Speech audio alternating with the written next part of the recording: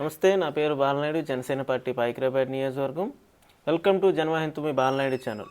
ఎన్నో రోజులుగా వెయిట్ చేస్తున్నటువంటి తరుణం జాతీయ ఎన్నికల సంఘం ద్వారా గుర్తింపు రాజకీయ పార్టీగా జనసేన పార్టీ ఆవిర్భవించింది. 2014 మార్చి 14వ తేదీన నోవాటెల్ హోటల్ దగ్గరలో ఉన్న హైదరాబాద్ ఇంటర్నేషనల్ కన్వెన్షన్ సెంటర్లో ప్రారంభమైనటువంటి రోజు జెండా ఊపిన క్షణం ఎంత ఆనందంగా ఉందో ఈరోజు కూడా అంతే ఆనందం. సుదీర్ఘమైనటువంటి నిరీక్షణ తర్వాత కేంద్ర ఎన్నికల సంఘం గుర్తింపబడిన రాజకీయ పార్టీల జాబితాలో జనసేన పార్టీని చేర్చి దానికి రాజకీయ పార్టీగా పోటీ చేసే స్థానాల్లో ఏదైతే పవన్ కళ్యాణ్ గారు అనుకున్నటువంటి గాజు గ్లాస్ టాంబ్లర్ గుర్తుని మన జనసేన పార్టీ కోసం కేటాయించడం జరిగింది. ఇక పైన ప్రతి ఎన్నికల్లో ఏదైతే ఎన్నికల సంఘం ద్వారా గుర్తింపబడినటువంటి ఎన్నికలు ఉంటాయో అవి పార్లమెంట్ కావచ్చు, అసెంబ్లీ కావచ్చు, ఎంపీటీసీ, జెడ్పీటీసీ మరియు మున్సిపల్ కార్పొరేషన్ ఎలక్షన్స్, ఈ అన్నిటిల్లో కూడా జనసేన పార్టీ ప్రాతినిధ్యం వహించడానికి పోటీ చేసినప్పుడు ఖచ్చితంగా ఈ సింబల్ని ఓన్లీ జనసేన పార్టీకే కేటాయిస్తారు. మిగతా ఇండిపెండెంట్లకు కానీ ఎవరికి కానీ లేదంటే అన్రికగ్నైజ్డ్ పార్టీస్ ఏవైతే ఉన్నాయో వాటికి కూడా ఈ సింబల్ని కేటాయించారు ఇక్కడి నుంచి. దీనికి సుదీర్ఘకాలం వెయిట్ చేయాల్సి వచ్చింది. ఎందుకంటే 2014 మార్చి 14న ఈయన పార్టీ ప్రారంభించిన తర్వాత 2014లో ఎక్కడా పోటీ చేయలేదు. బేషరతుగా ఈయన బీజేపీ ద్వారా తెలుగుదేశం కూటమికి ఆ రోజు మద్దతు తెలిపారు, ప్రచారం చేశారు, ఆ రోజు ఘన విజయం సాధించారు. దాని తర్వాత ఎలక్షన్లో 2019లో ఐడియాలజికల్గా డిఫర్ అయ్యి కొన్ని ప్రభుత్వ వైఫల్యాన్ని ఎండగడుతూ 2019లో ఒంటరిగా బీఎస్పీ లాంటి తక్కువ ప్రాధాన్యత ఆంధ్రప్రదేశ్లో ఉన్నటువంటి పార్టీలతో కలిసి ఈయన పోటీ చేయడం జరిగింది. అక్కడక్కడ అంటే ఉన్నామనే పేరుకి. అప్పుడు కూడా ఆంధ్ర ఎన్నికల సంఘం అప్పుడు కూడా గాజు గ్లాస్ గుర్తు ఇచ్చారు. మనం కోరిన దగ్గర అన్రికగ్నైజ్డ్ పార్టీగా గుర్తిస్తూ గాజు గ్లాస్ గుర్తుని చాలా నియోజకవర్గాలు కేటాయించారు. కేటాయించిన పిదప చాలామంది పోటీ చేయడం జరిగింది. దాని ద్వారా ఇది అయిపోయిన తర్వాత ఆ రోజు ఎలక్షన్లో ఫస్ట్ ఎలక్షన్ కాబట్టి అయింది.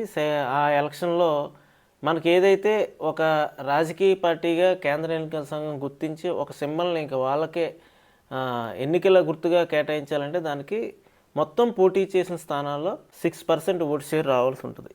కానీ మొత్తం పోటీ చేసిన స్థానాల్లో జనసేన పార్టీకి ఓన్లీ కేవలం 5.5% మాత్రమే ఓట్లు రావడం వల్ల ఆ రోజున కేంద్ర ఎన్నికల సంఘం ఆ తర్వాత తదుపరి ఎలక్షన్ నుంచి మన జనసేన పార్టీకి ఈ గుర్తుని రిజర్వ్ చేయకుండా వదిలింది.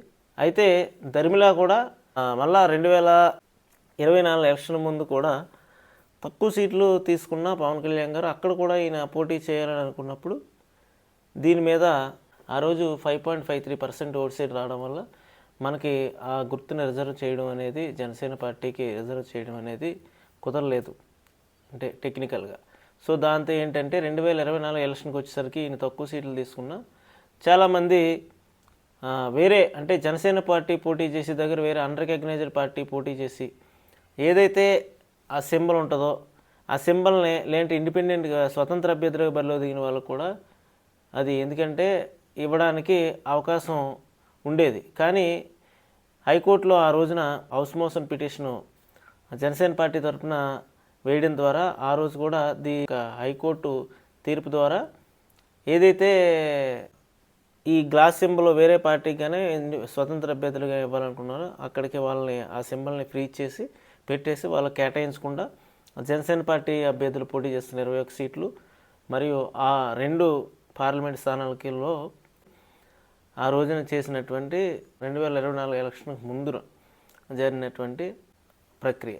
అయితే దాని తర్వాత జనసేన పార్టీ 100% 100% స్ట్రైక్ రేట్తో గెలవడం, 21 అసెంబ్లీ 2 లోక్సభ ఆ గెలవడం ద్వారా మళ్ళా 6.85% ఈ ఓటు షేర్ కూడా జనసేన పార్టీ సాధించడం ద్వారా కేంద్ర ఎన్నికల సంఘం ఇది జనసేన పార్టీని రికగ్నైజ్ చేసినటువంటి పార్టీ గుర్తిస్తూ ఇకపైన ఏ ఎలక్షన్లో కూడా ఇంక మరి ఏ పార్టీకి కూడా ఈ యొక్క గ్లాస్ ట్యాంబ్లర్ ఏదైతే ఉందో గాజు గ్లాస్ గుర్తుని కేటాయించకుండా కేవలం జనసేన పార్టీ కోసమే దీన్ని కేటాయిస్తారు.